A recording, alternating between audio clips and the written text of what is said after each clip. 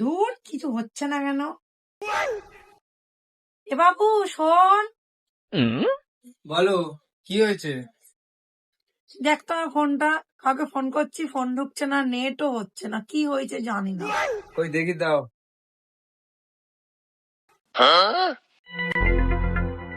এ বাবা, তোমার ফোন তো খারাপ হয়ে গেছে, সারাতে হবে।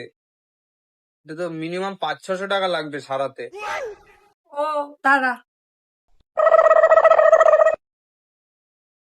এনে 500 টাকা নে, সারিয়ে নিয়ে আসবি। ঠিক আছে, দাও। Yeah, boy.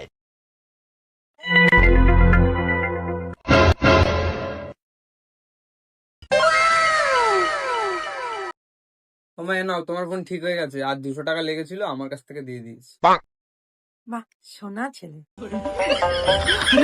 बड़े खतरनाक लोग हैं।